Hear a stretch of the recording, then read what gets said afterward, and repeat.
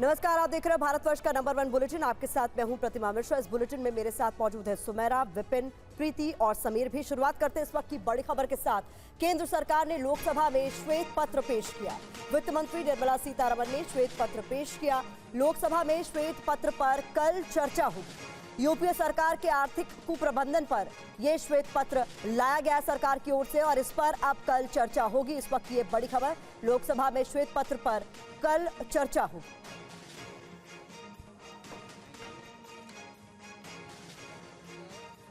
हमारे साथ ज्यादा जानकारी के साथ हमारे सहयोगी अमोद राय जुड़ गए। अमोद, तो जिस तरीके से ये माना जा रहा था कि श्वेत पत्र जब सरकार की तरफ से दिया जाएगा, हालांकि ये तय था कि इस पर चर्चा होनी है, लेकिन इस पर अब सियासत भी होगी। बिल्कुल, देखिए सियासत तो होगी ही, लेकिन सरकार ने जो अभी श्वेत पत्र जारी किया है उसमें साफ तौर पे कहा है कि इस सरकार को क्यों लाना पड़ा व्हाइट पेपर, और इसका कोई राजनीतिक मसला नहीं है, राजनीतिक मायने नहीं निकाला जाना चाहिए, बल्कि हम देश की जनता को ये बताना चाहते हैं कि जो 2014 में मोदी सरकार आई थी तो उसको विरासत में कैसी अर्थव्यवस्था मिली थी और कैसे उसको झेलना पड़ा था, और अब की हालत क्या है। अब 10 साल जब बीत चुके हैं तो भारतीय अर्थव्यवस्था कहाँ खड़ी है और कैसे विश्व की 5 बेहतरीन और अर्थव्यवस्थाओं में हम शामिल हो गए हैं और कैसे हम नंबर 3 पर शामिल पहुंचने की कोशिश कर रहे हैं। ये दिया गया है रीजन इस व्हाइट पेपर लाने की, और बहुत लंबा चौड़ा विवरण दिया गया है और ये बताने की कोशिश में इसमें की गई है कि यूपीए सरकार के दौरान जो आर्थिक कुप्रबंधन था और अर्थव्यवस्था को जिस ढंग से रखा गया था उससे देश की माली हालत क्या थी, उस समय पीएसयूज के हालत क्या थे, उस समय बैंकों के हालत क्या थे, इन तमाम विषयों को इस पूरे डॉक्यूमेंट में रखा गया है। और कल 12 बजे इस पर बहस की शुरुआत होगी और बीजेपी की तरफ से 3 जो प्रवक्ता शुरुआत में बोलेंगे उसमें निशिकांत दुबे हैं, उसमें सुनीता दुग्गल हैं और 3-4 और महत्वपूर्ण बीजेपी के प्रवक्ता हैं जो इसमें बोलेंगे इस पूरे मुद्दे पर। तो कल ये दिखने में बहुत दिलचस्प होगा कि बीजेपी की तरफ से क्या तर्क रखे जाते हैं और किस तरह से यूपीए सरकार के उन 10 सालों को याद करके कांग्रेस को कटघरे में घेरने की कोशिश की जाती है। हमारे साथ पीयूष पांडे भी जुड़ गए और ज्यादा जानकारी के साथ। पीयूष, क्योंकि जो यूपीए सरकार के कार्यकाल में नीतियां थी और अर्थव्यवस्था की जो स्थिति थी उसको लेकर ये श्वेत पत्र है, तो 10 साल में कितना बदला ये बताने की कोशिश है विपक्ष, लेकिन इसको किस तरह से ले रहा है और उनका क्या जवाब है इस पर? देखिए, बिल्कुल दोनों पक्षों की ओर से जो उन्होंने काम किए थे वो पेश किए जा रहे हैं और अहम बात यह है कि दोनों एक दूसरे के जो खामियां हैं उनको गिनाने में लगे हुए हैं। अहम बात ये होनी चाहिए थी कि जो विकास हुआ है उस पर बात होनी चाहिए थी, लेकिन यहाँ पर पिछले 10 साल का काम और कांग्रेस की ओर से जो पेश किया जा रहा है, बेसिकली विपक्ष की ओर से पेश किया जा रहा है, वो खामियां बताई जा रही हैं मौजूदा 10 सालों की। तो ऐसी स्थिति में जबकि अर्थव्यवस्था पर भारी घात लगा हो कोरोना की वजह से, तो कांग्रेस की ओर से बेसिकली जो 3 साल पीयूष हम दिखा भी रहे हैं दर्शकों को श्वेत पत्र जो जारी किया गया है, जो पेश किया गया है, वो श्वेत पत्र इस वक्त हम अपने स्क्रीन पर अपने दर्शकों को दिखा भी रहे हैं। इसकी बड़ी बातें अगर आप बताएं।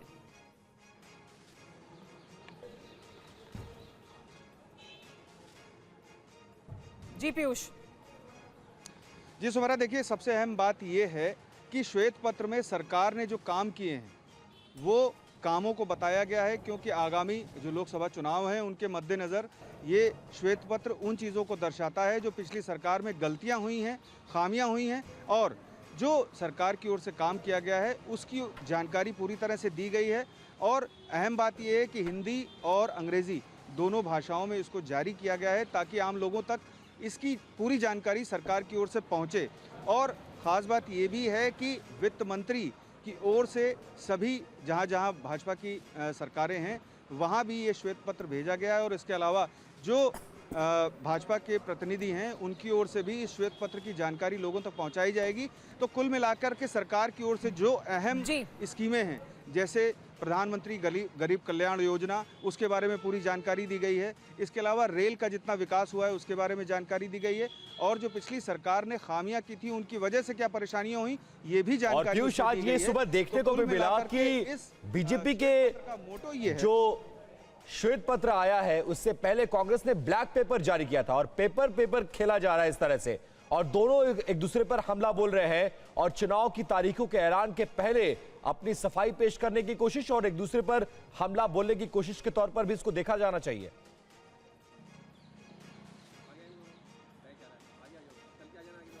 बिल्कुल बिल्कुल हमला बोलने की कोशिश के तौर पर देखा जाना चाहिए, क्योंकि अब राजनीतिक मंच ही सजेगा और लोकसभा चुनाव में जनता को ये बताया जाएगा विपक्ष की ओर से कि आखिर पिछले 10 सालों में सरकार ने क्या खामियां की, क्या वजह थी कि महंगाई के मोर्चे पर सरकार नाकाम रही या रोजगार दिलाने के मोर्चे पर सरकार नाकाम रही।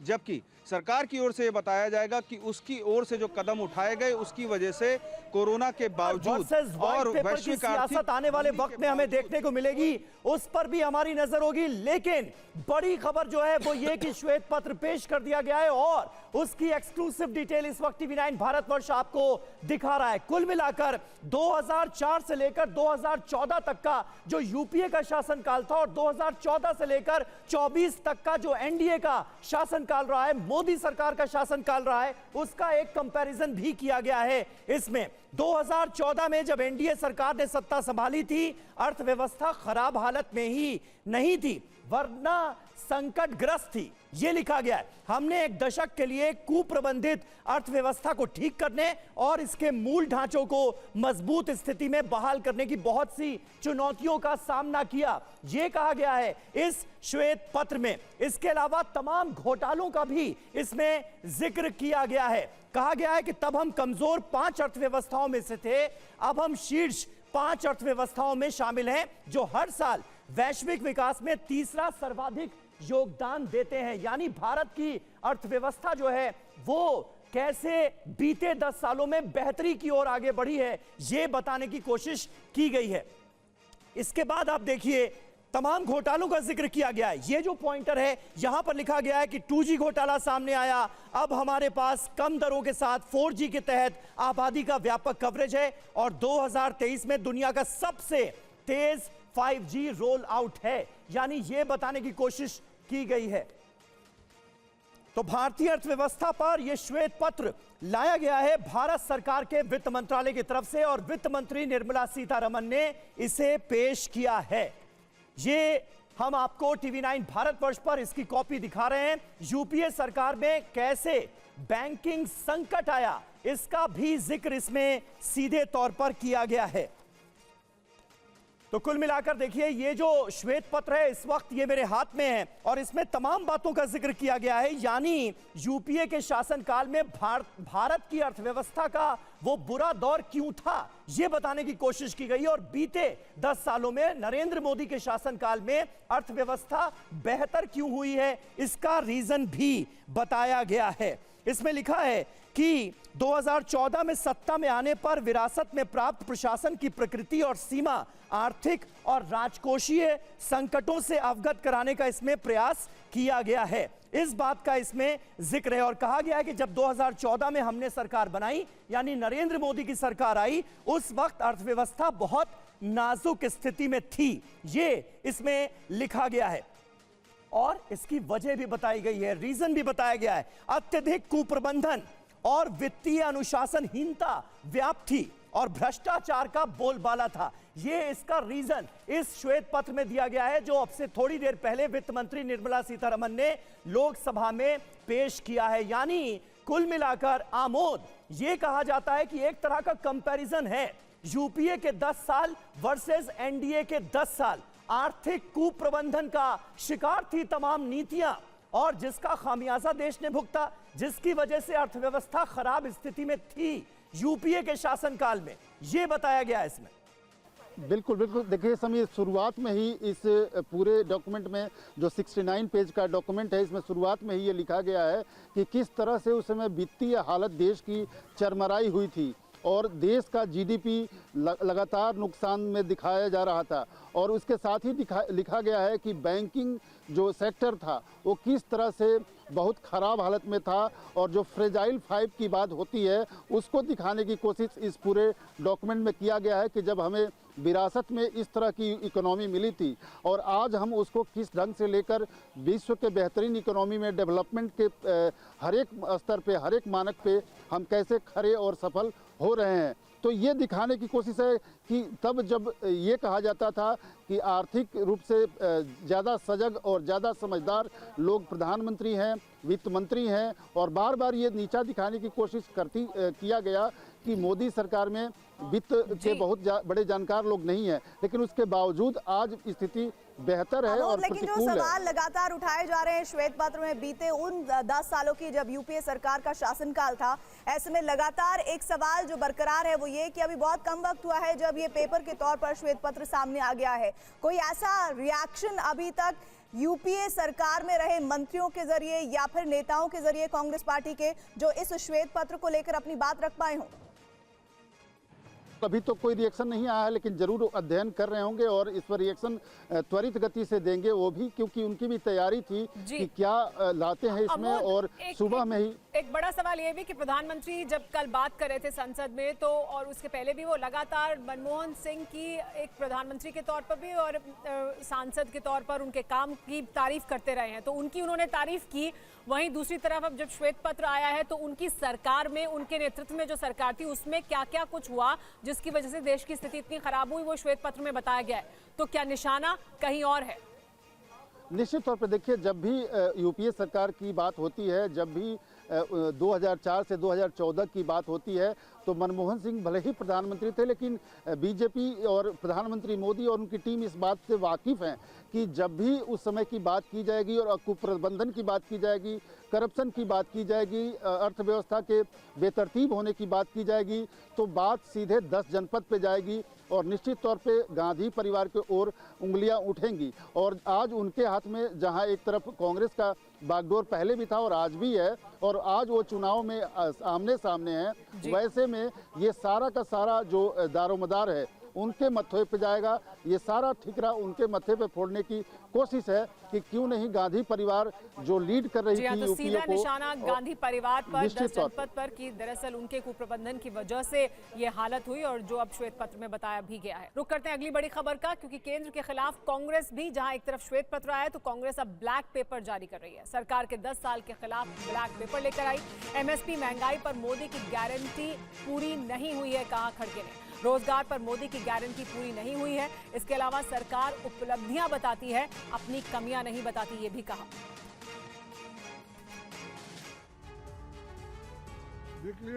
तस्वीरें केंद्र सरकार के खिलाफ जारी किए गए कांग्रेस के ब्लैक पेपर की हैं। पोस्टर पर लिखा गया है कि मोदी सरकार के 10 साल अन्याय काल के हैं। केंद्र सरकार के खिलाफ ब्लैक पेपर जारी करते हुए कांग्रेस अध्यक्ष मल्लिकार्जुन खड़गे ने मोदी सरकार पर कई आरोप लगाए। खड़गे ने कहा कि एमएसपी पर पीएम मोदी की गारंटी पूरी नहीं हुई। रोजगार और महंगाई पर भी सरकार ने वादा पूरा नहीं किया। उन्होंने देश में सबसे बड़ा मुद्दा बेरोजगारी बताया और कहा कि हर राज्य के साथ केंद्र सरकार भेदभाव कर रही है और सरकार को किसानों की चिंता भी नहीं है। खड़गे ने पूछा कि पीएम मोदी ने नेहरू और इंदिरा के कार्यकाल से तुलना क्यों की और कहा कि अच्छे भाषणों से अर्थव्यवस्था नहीं सुधरती। Black pepper against the government निकाल रहे हैं, क्योंकि अपनी बात को पार्लियामेंट में जब रखते हैं तो बार बार अपनी कामयाबों को सुनाते हैं और उनके फेल्यूअर्स को छुपाते हैं। और वहीं कांग्रेस के ब्लैक पेपर पर सियासी घमासान तेज हो गया है। खड़गे के आरोप पर केंद्र सरकार ने करारा जवाब दिया है। बेरोजगारी जो सबसे बड़ा मुद्दा है देश में, और इसकी बात कभी बीजेपी की सरकार नहीं करती, और न करने से आज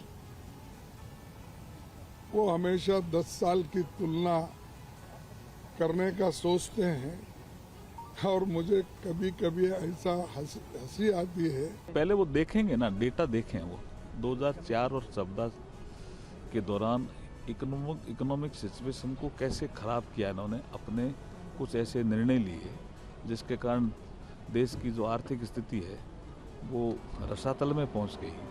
और वर्तमान मोदी जी के नेतृत्व में इन 10 सालों में कैसे हमने उन खड्डों को भरा और इकोनॉमी को रफ्तार पे लाए, पटरी पे लाए और तेज गति से विकास करने वाली इकोनॉमी बनाया।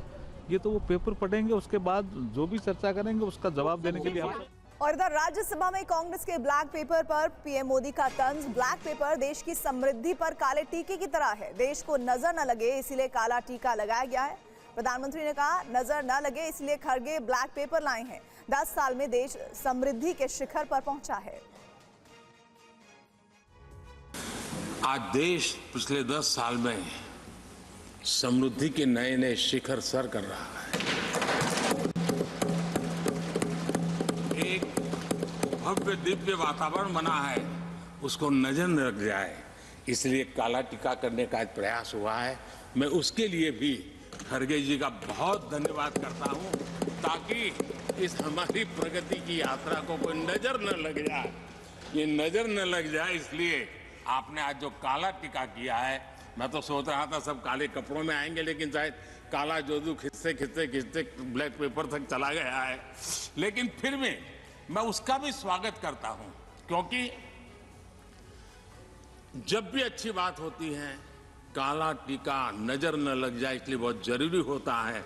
और उस पवित्र काम को, और आज जिस उम्र के हैं उस व्यक्ति जब ये काम करता है तो जरा अच्छा रहता है। तो मैं इसके लिए भी आपका आभार व्यक्त करता हूं।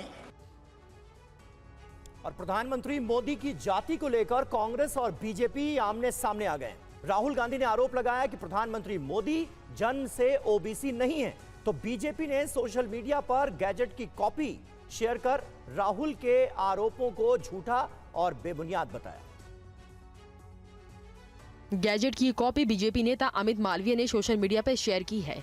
सोशल मीडिया पर इसे शेयर करते हुए उन्होंने लिखा है, पीएम नरेंद्र मोदी की जाति उनके गुजरात के मुख्यमंत्री बनने से 2 साल पहले यानी 1999 में ओबीसी के रूप में अधिसूचित किया गया था। दरअसल ये विवाद राहुल गांधी के एक बयान के बाद खड़ा हुआ है, जिसमें उन्होंने पीएम मोदी पर जाति को लेकर झूठ बोलने का आरोप लगाया था। जब भी आपके पास बीजेपी के कार्यकर्ता आएंगे, उनसे एक बात पूछना कि भैया ये जो आपका प्रधानमंत्री है, इसने पूरे देश को झूठ बोला कि ये पिछड़े वर्ग का है, ये तो पिछड़े वर्ग का पैदा नहीं हुआ था, ये तो जनरल कास्ट का आदमी है, ये पूरे ओबीसी वर्ग को झूठ बोल रहा है। राहुल गांधी के इस बयान को पीएम के उस बयान से जोड़कर देखा जा रहा है जो उन्होंने राष्ट्रपति के अभिभाषण पर धन्यवाद प्रस्ताव देते वक्त दिया था। उनको इतना सबसे बड़ा ओबीसी नजर नहीं आता है। यहाँ आगे बंद करके बैठ जाते हैं। पीएम मोदी की जाति पर सवाल उठाने पर बीजेपी ने राहुल गांधी की तीखी आलोचना की है और कहा है कि पीएम मोदी हमेशा पिछड़ी जातियों की चिंता करते हैं।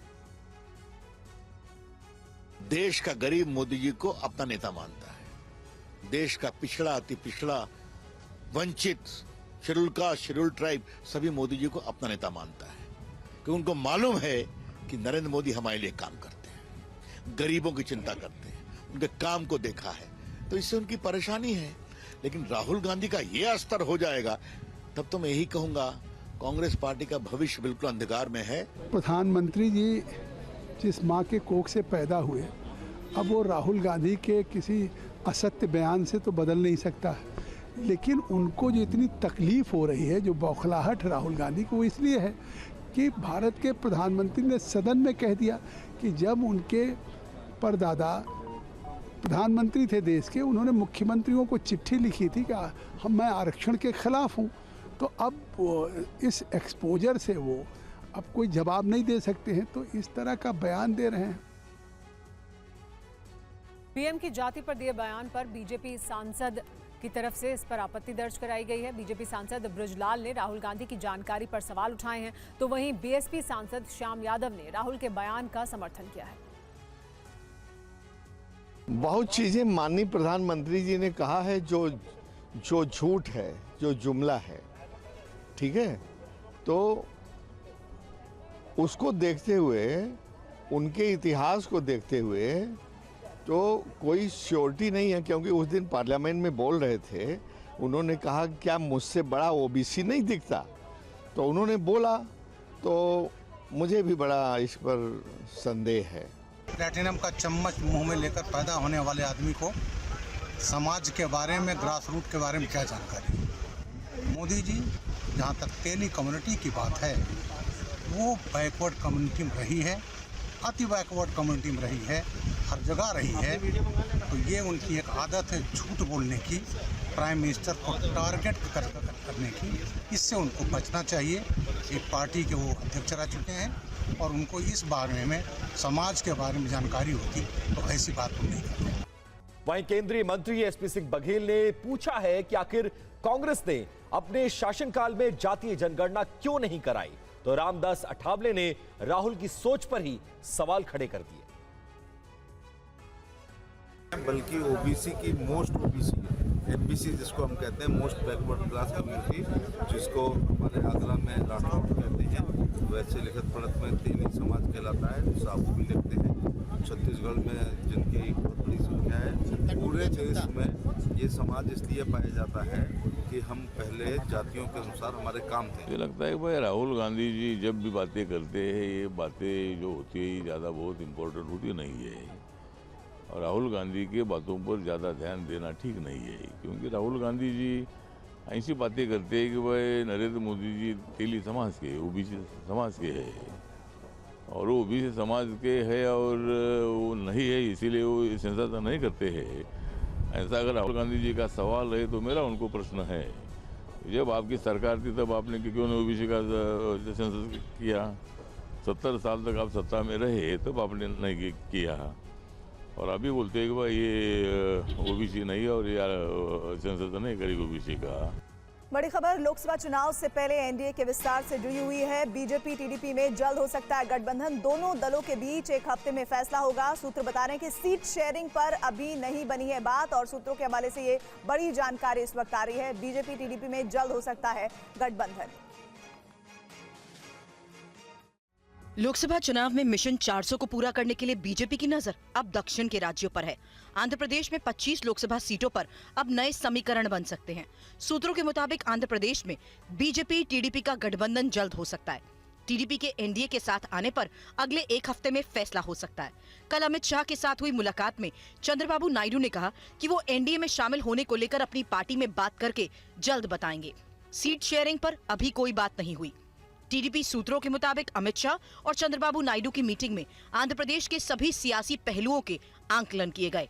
ये गठबंधन टीडीपी, बीजेपी और पवन कल्याण की पार्टी के बीच होगा। पवन कल्याण की बीजेपी से गठबंधन पर बात चल रही है। आंध्र प्रदेश में 25 लोकसभा सीटों पर टीडीपी का अच्छा खासा जनाधार है। 2019 के लोकसभा चुनाव में जगन मोहन रेड्डी की पार्टी वाईएसआर कांग्रेस को 50% वोट मिले थे और उसने 22 सीटें जीतने में कामयाबी हासिल की थी, जबकि 3 सीटें जीतने वाली टीडीपी को 40% वोट मिले थे। चंद्रबाबू नायडू पहले भी एनडीए का हिस्सा रह चुके हैं। 2019 के लोकसभा चुनाव से पहले टीडीपी ने एनडीए का साथ छोड़ दिया था। और यूपी में सीट शेयरिंग को लेकर फंसे पेच के बीच कांग्रेस ने अखिलेश यादव को एक चिट्ठी लिखी है। चिट्ठी में है क्या, इस रिपोर्ट में देखिए। यूपी में कांग्रेस और समाजवादी पार्टी के बीच सीट बंटवारे को लेकर बातचीत का दौर जारी है। दोनों दलों के बीच कई राउंड की वार्ता हो चुकी है, लेकिन अभी तक सहमति नहीं बन पाई। सीट शेयरिंग पर चल रही बातचीत के बीच कांग्रेस ने अखिलेश यादव को एक चिट्ठी लिखी है, जिसमें कांग्रेस ने समाजवादी पार्टी से यूपी में 20 सीटों की मांग की है। कांग्रेस की तरफ से लिखी गई चिट्ठी में उम्मीदवारों के नाम नहीं है, सिर्फ उन सीटों का जिक्र है जिन पर कांग्रेस चुनाव लड़ना चाहती है। दरअसल यूपी में कांग्रेस की नजर उन सीटों पर है जो 2009 में पार्टी ने जीती थी। कांग्रेस चाहती है कि समाजवादी पार्टी वो 20 सीटें उसके लिए छोड़ दे, जबकि समाजवादी पार्टी उनमें से कई सीटों को अपने लिए मजबूत मान रही है। लिहाजा कांग्रेस के लिए ये सीटें छोड़ने को तैयार नहीं है। हाल ही में समाजवादी पार्टी के अध्यक्ष अखिलेश यादव ने कांग्रेस को 11 सीटें देने का ऐलान किया था। सोशल मीडिया पर पोस्ट लिखकर उन्होंने इसकी जानकारी भी दी थी, लेकिन कांग्रेस अखिलेश के ऑफर पर राजी नहीं हुई और फैसले को एक तरफा बताते हुए अपनी नाराजगी जाहिर की थी। अखिलेश यादव आज वाराणसी में है। पत्रकारों ने जब उनसे कांग्रेस की चिट्ठी के बारे में पूछा तो उन्होंने क्या कहा, देखिए। मुझे उस संबंध में कोई बात नहीं कहनी है, और अगर कहनी भी पड़ेगी मैं कह चुका हूं, और हम अपनी बातचीत कर लेंगे। उससे क्या रास्ता निकल सकता है उस दिशा में काम करें। 20, 25, 30 कोई सीमा नहीं है, 50, हम तो कहते 80। सवाल ये कि जीत का ये गठबंधन है। अगर मेरा कोई साथी जीत रहा है तो उसको मौका मिले, अगर आपका कोई साथी समीकरण के हिसाब से जीत रहा है तो आपको मौका मिले। इसमें कहीं कोई दुविधा नहीं है, जीती गठबंधन है। और उत्तर प्रदेश नहीं, देश की जनता भी यही चाहती है कि वही चुनाव मैदान में आए जनता के बीच में जो जीत सके। जब बीजेपी समीकरण बना रही है, क्या भारतीय जनता पार्टी हर चीज नहीं करती केवल वोट के लिए? आज महंगाई का जवाब है इनके पास, बेरोजगारी का है जवाब क्या? सोचो, हमारा नौजवान इजराइल जा रहा है वॉर जोन में नौकरी करने, रोजगार करने। इस सरकार में नौकरी नहीं मिलेगी नौजवान को और ना सम्मान का रोजगार मिलेगा। ये बीजेपी के लोगों ने हमारे पढ़े लिखे नौजवानों को डिलीवरी बॉय बना दिया। राष्ट्रीय लोकदल और बीजेपी के बीच लोकसभा चुनाव के लिए सीट शेयरिंग पर बात लगभग बन गई है। जयंत चौधरी अब कभी भी एनडीए में जाने का ऐलान कर सकते हैं। लोकसभा चुनाव से पहले इंडिया फ्रंट को एक और झटका लगना तय माना जा रहा है। पश्चिमी यूपी में खासा दबदबा रखने वाले राष्ट्रीय लोकदल का एनडीए में जाना लगभग तय हो गया है। सूत्रों के मुताबिक बीजेपी और आरएलडी के बीच गठबंधन को लेकर बातचीत अंतिम दौर में है। जानकारी के मुताबिक आरएलडी ने 4 लोकसभा सीटें मांगी हैं, जबकि बीजेपी ने 2 सीट का ऑफर दिया है। इसके पीछे बीजेपी का तर्क है कि 2019 में आरएलडी ने सपा बसपा गठबंधन में सिर्फ 3 लोकसभा सीटें मथुरा, बागपत और मुजफ्फरनगर पर चुनाव लड़ा था। सूत्रों का कहना है कि 2+1 पर बात बन सकती है। आरएलडी को 2 लोकसभा और 1 राज्यसभा सीट दी जा सकती है। हालांकि जैन का रिकॉर्ड अच्छा नहीं है। आरएलडी को 2014 और 2019 दोनों ही लोकसभा चुनाव में एक भी सीट पर जीत नहीं मिली थी। उधर मीडिया से रूबरू समाजवादी पार्टी अध्यक्ष अखिलेश यादव जयंत चौधरी के एनडीए में जाने के सवाल पर जवाब देने से बचते दिखे। मुझे उस संबंध में कोई बात नहीं कहनी है और अगर कहनी भी पड़ेगी मैं कह चुका हूँ और हम अपनी बातचीत कर लेंगे।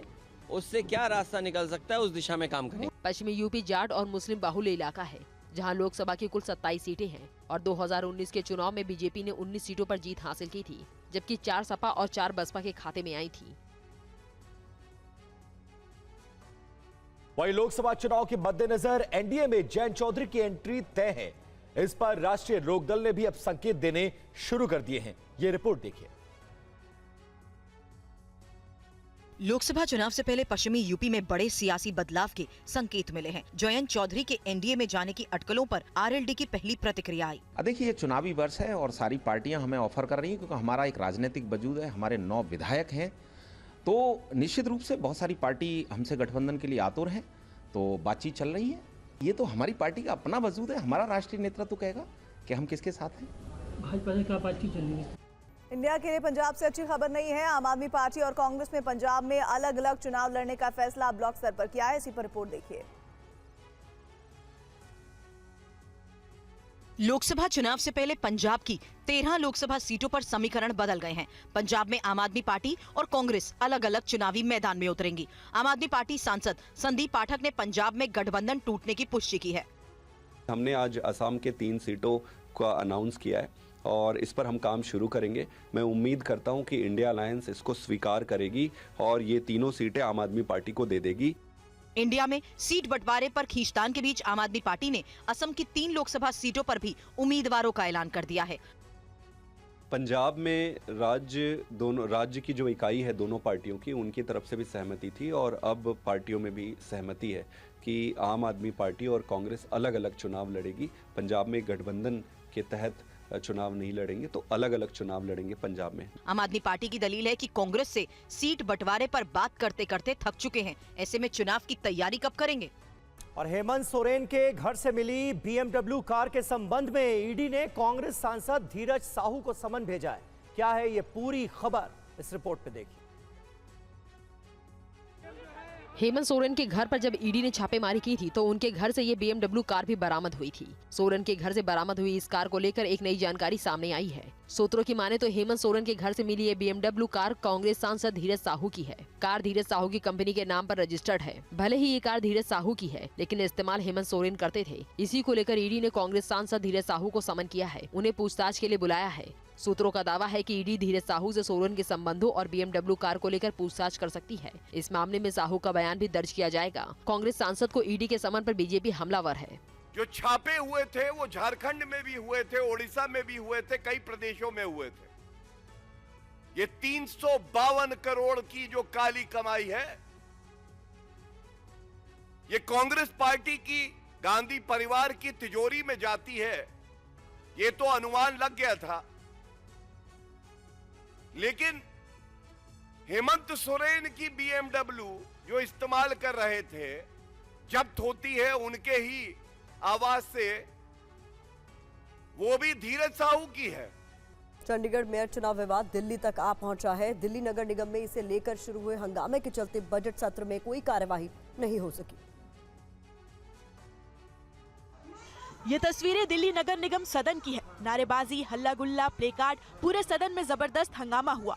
निगम की बैठक संशोधन बजट अनुमान 2023-24 और बजट अनुमान 2024-25 पर चर्चा के लिए बुलाई गई थी। इससे पहले सोमवार को चंडीगढ़ महापौर चुनाव में सुप्रीम कोर्ट की टिप्पणी को लेकर आम आदमी पार्टी और भाजपा पार्षदों में नोकझोंक हुई थी। मंगलवार को भाजपा पार्षदों ने आम आदमी पार्टी पार्षदों की ओर से बजट में संशोधन के प्रस्तावों को लेकर विरोध किया था। बीजेपी पार्षदों ने संशोधन प्रस्ताव की प्रतियां भी फाड़ दी।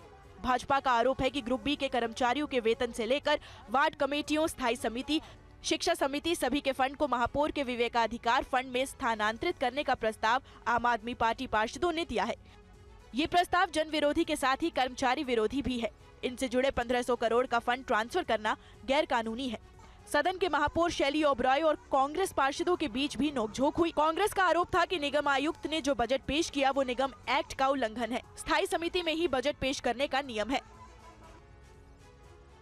दिल्ली के अंबेडकर इंटरनेशनल भवन में नशा मुक्त भारत अभियान के तहत 41 नए नशा मुक्ति उपचार केंद्र शुरू किए गए हैं। इस अभियान में अब तक 11 करोड़ लोगों को जोड़ा जा चुका है। देश के युवाओं को नशे से बचाने और उनमें जागरूकता पैदा करने के लिए नशा मुक्त भारत अभियान की शुरुआत की गई। दिल्ली के अंबेडकर इंटरनेशनल सेंटर में आयोजित एक कार्यक्रम में सामाजिक न्याय और आधिकारिकता मंत्री डॉक्टर वीरेंद्र कुमार ने देश के 41 जिलों में एडिक्शन ट्रीटमेंट फैसिलिटी सेंटर का वर्चुअली उद्घाटन किया। आदरणीय प्रधानमंत्री जी के उस नशा मुक्त भारत अभियान के सपने को साकार करने में चल पड़ा है। हमने जो यात्रा यहाँ की है उस यात्रा को और आगे बढ़ाते हुए हमारे जो पुनर्वास केंद्र हैं, हमारे जो उपचार केंद्र हैं, जो हम अभी गैर सरकारी संगठनों के साथ हम चलाते थे, उसको अब हम ATF के माध्यम से सरकारी जो अस्पताल हैं, मेडिकल कॉलेज हैं, उनके साथ में भी तो स्थान वो उपलब्ध कराते हैं। बाकी चीज़ें मंत्रालय उनको उपलब्ध कराएगा। बता दें कि आज से 3 साल पहले प्रधानमंत्री नरेंद्र मोदी ने देश में नशे को जड़ से मिटाने का आह्वान किया था। भारत सरकार का सामाजिक न्याय और आधिकारिकता मंत्रालय नशा मुक्त भारत अभियान चला रहा है।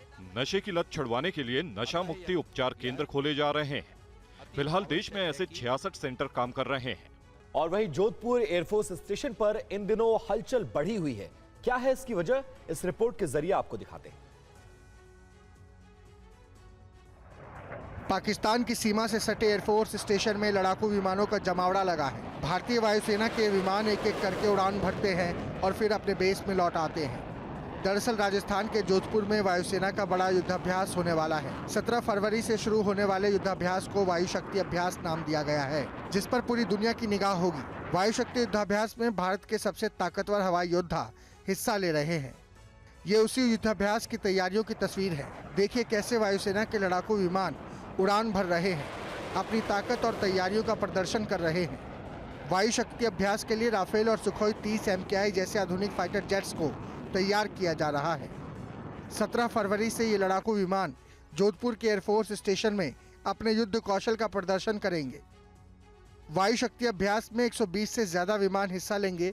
इनमें 77 लड़ाकू विमान, 41 हेलीकॉप्टर, 5 परिवहन विमान शामिल हैं। राफेल और प्रचंड समेत कई सुपरसोनिक एयरक्राफ्ट भी आसमान में अपनी ताकत का प्रदर्शन करेंगे।